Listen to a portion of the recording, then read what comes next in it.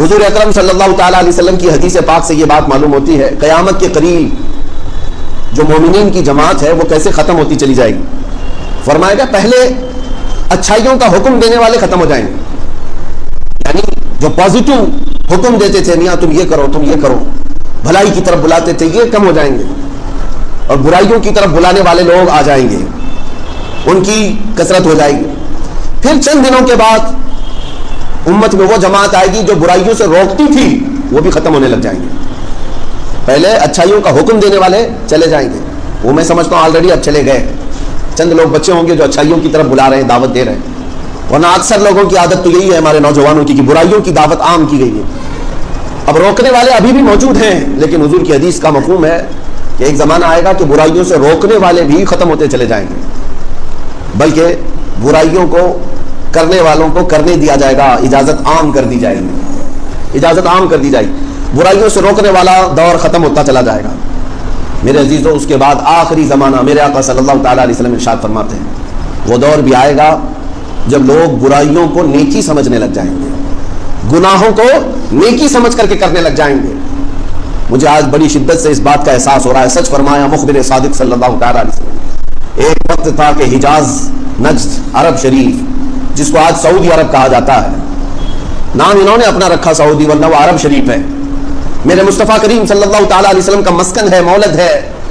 حضور اکرم صلی اللہ تعالیٰ علیہ وسلم کا مقام پاک ہے. عربوں میں پہلے سے یہ رواج رہا کہ وہ برائیوں کو برداشت نہیں کرتے تھے, اچھائیوں کا حکم دیتے تھے. آپ کو پتہ ہے عرب میں چاہے وہ اب کی حکومت ہی کیوں نہ ہو, نجدی حکومت کے آنے کے بعد بھی وہاں ایک شعبہ, ایک ڈپارٹمنٹ قائم کیا گیا تھا الامر بالمعروف والنہی عن المنکر نام سے, جس کا مطلب یہ ہوتا ہے کہ اچھائیوں کا حکم دینا اور برائیوں سے روکنا. قرآن پاک میں یہ لفظ آیا ہے. اس نام سے پورا ایک ڈپارٹمنٹ تھا, پولیس ڈپارٹمنٹ, اور ان کو فلی اتھارٹی تھی کہ نمازوں کی طرف لوگوں کو بلانا ان کا کام تھا.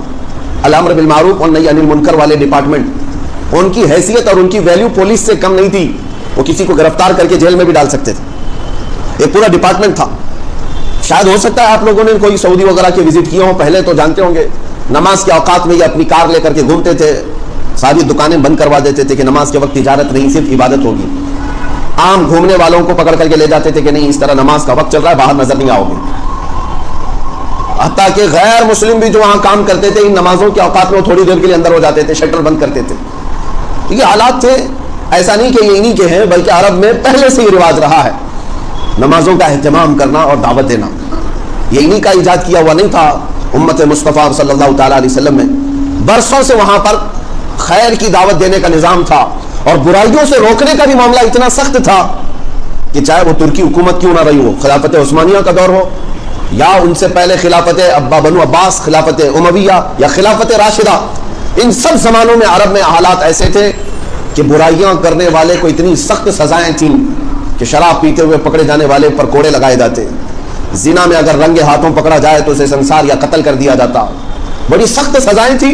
جو ڈر تھا قوم کے اندر کہ برائیاں نہیں ہونی چاہیے, زمین کے اوپر فساد نہ ہو, امر بالمعروف نہیں عن المنکر پورا وہاں پر موجود تھا. حالات نے ایسے کروٹ لیا, یہ ہماری آنکھوں دیکھا حال. اب کسی سے ڈھکی چھپی بات نہیں ہے. مشکل سے 5-6 سال کا عرصہ گزرا ہوگا, سعودی کو انہوں نے پورا یہودی بنانے میں کوئی کسر نہیں چھوڑی, پوری طور پر اس کو پلٹ دیا. اب امر بالمعروف نہیں عن المنکر یہ سب ختم, کچھ نہیں. نہ امام خطبے میں کسی برائی سے روک سکتا ہے, اگر کوئی ممبر پر روک بھی دیا تو اسے گرفتار کر کے اندر ڈال دیا جائے گا. میرے اندازے کے مطابق جنہوں نے مجھے خبر دی تھی وہاں کے رہنے والے 400 سے زیادہ علماء جیلوں میں موجود ہیں, صرف اس لیے کہ انہوں نے برائی سے روکا تھا اپنے خطبے میں. گانے باجے موسیقی یہ سب نہ کرو, اسلام میں حرام ہے, یہ سب ختم ہو گیا.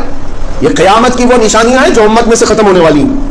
امر بالمعروف ختم کر دیا, اچھائیوں کا حکم تو دینا ہی نہیں اب ان کو, وہ تو جا چکا تھا, لیکن جو برائیوں سے روکتے تھے اس کو بھی ختم کر دیا.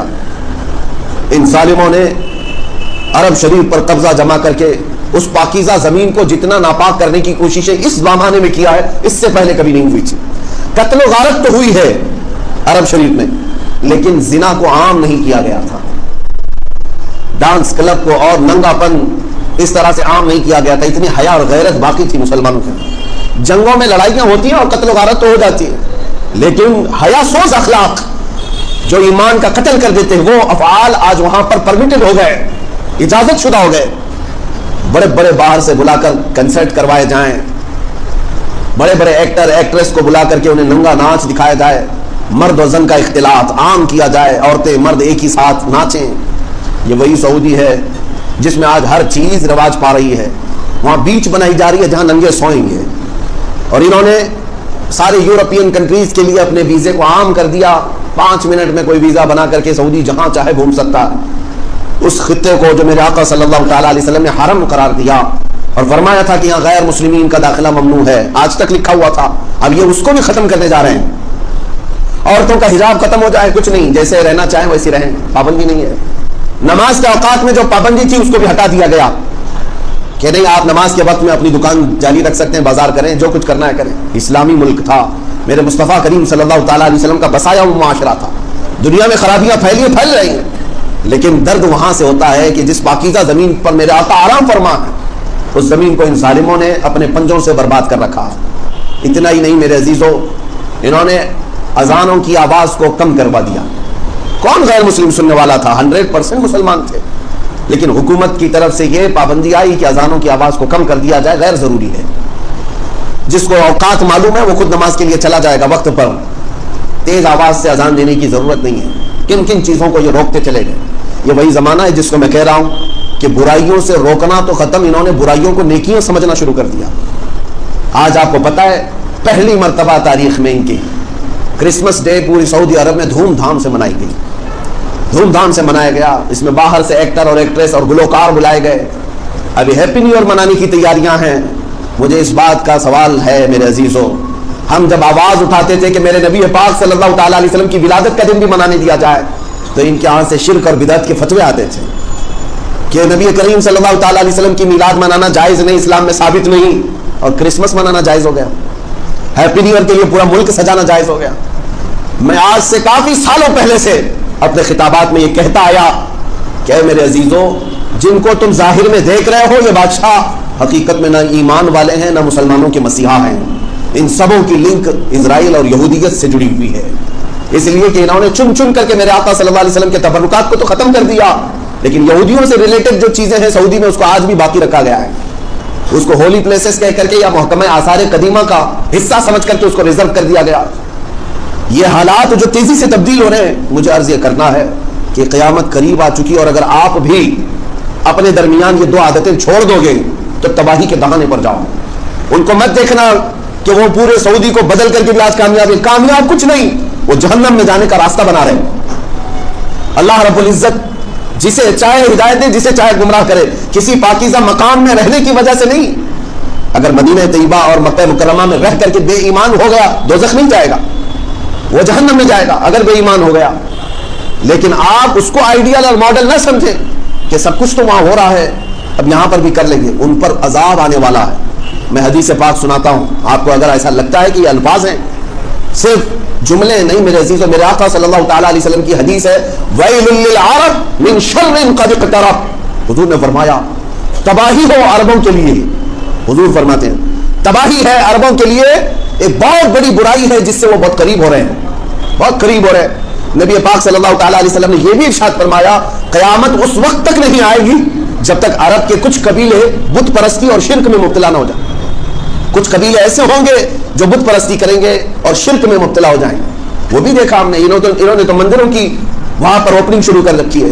کون کرے گا اس میں پوجا پاٹ؟ کون کرے گا؟ جب آپ پورے کے پورے مسلمان کنٹری کے ہو تو پھر یہ عبادتیں کون کرے گا؟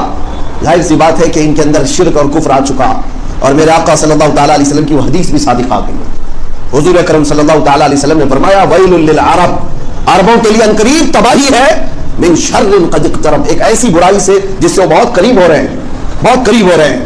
عزیزان گرامی، یہ مت سمجھنا کہ وہ پیسوں کی ریل پیل میں آج سب سے بڑے مالدار سمجھے جاتے ہیں، امیر سمجھے جاتے ہیں. مت دیکھو یہ ساری چیزیں، ان کا سکون غارت ہے، ان کے اوپر خوف کی تلوار لٹک رہی ہے.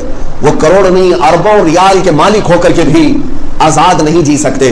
لیکن آپ خیر منائیں اور آپ فخر کریں کہ کچھ نہ ہو کر کے بھی سینہ تان کر زمین پر چل سکتے ہیں، اس لیے کہ اللہ نے آپ کو ایمان کی دولت عطا کی. ایمان کی دولت ہے جو تمہیں سکون سے سونے بھی دیتی ہے، تم اپنے بستروں پر آرام کرتے ہو اس لیے کہ ایمان ہے قلب میں، اور رسول پاک صلی اللہ تعالیٰ علیہ وسلم سے محبت ہے، وفاداری ہے. ہم غداری نہیں کرتے حضور اکرم صلی اللہ علیہ وسلم سے. یہ اس بات کا اتنا احساس بھی تمہارے اندر جو ہے، یہ سب سے بڑی دولت ہے، سب سے بڑی دولت۔ ان ظالموں نے امر بالمعروف نہی عن المنکر کو پورے طور پر ختم کر دیا، اور اگر آپ بھی یہ دو چیزیں اپنے قوم سے نکال دیں گے تو اسی تباہی کی طرف آپ بھی جائیں گے، اس بربادی کی طرف آپ جائیں گے۔ میں آپ کو بتاؤں، آج آپ اتنا ہی دیکھ رہے ہیں نا کہ یہ پیٹرول ہے ان کے پاس، ڈیزل ہے ان کے پاس، سب کچھ ہے، اور پیسہ ہی پیسہ ہے، پیسہ ہی پیسہ ہے۔ سارے لوگ یہ سمجھ رہے ہیں عرب میں جانا چاہیے، انہی کے پاس تو سب پیسہ ہے، ان کو صاف زمین پھاڑ کر کے دیا جا رہا ہے۔ اتنا ہی نہیں، اور بھی میرے آقا نے فرمایا ہے، اتنا ہی نہیں، صرف پیٹرول ڈیزل ہی نہیں ملا ان کو، گیس۔ اللہ کے حبیب صلی اللہ علیہ وسلم نے یہ بھی فرمایا، قیامت کے قریب دریائے فرات میں سونے کا پہاڑ نکلے گا۔ دریائے فرات یہ عراق میں موجود ہے، آج جہاں قتل و غارت ہے، نہتے لوگ ہیں، غریب ہیں، ان کے پاس بھی پیٹرول کی بہت بڑی قیمت موجود ہے، لیکن سب امریکہ چوس رہا ہے، کھا رہا ہے۔ ان کو اور بھی دیا جائے گا، اور بھی دیا جائے گا۔ حدیث پاک میں کہ دریائے فرات سے سونے کا پہاڑ ظاہر ہوگا، لیکن ساتھ میں میرے آقا نے فرمایا، حضور صلی اللہ علیہ وسلم فرماتے ہیں، اگر تم میں سے کوئی زندہ رہے اس وقت تک تو خبردار اس سے ایک ذرہ بھی نہ لینا، اس سے ایک ذرہ بھی نہ لینا، جو لینے جائے گا وہ تباہ و برباد ہو جائے گا۔ جو بھی وہاں پر لالچ میں، پہاڑ ہے تو ہم بھی تھوڑا کچھ خرچ کر کے لے کے آ جائیں، ایمان بھی جا سکتا ہے اور تم تباہ و برباد بھی ہو سکتے ہو اور اللہ کے عذاب میں گرفتار بھی ہو سکتے ہو۔ جب نبی پاک صلی اللہ تعالیٰ علیہ وسلم نے یہ بشارتیں دی ہیں، اس سے بھی بڑے پیسے ان کے پاس آئیں گے، اس سے بھی بڑا مال آئے گا، لیکن آئیڈیل تمہارے لیے یہ لوگ نہیں ہیں، تمہارے لیے آئیڈیل رسول اللہ کی ذات اور ان کے فرزان صحابہ کی ذات ہے۔ انہیں دیکھیں ہم اپنی زندگی گزاریں۔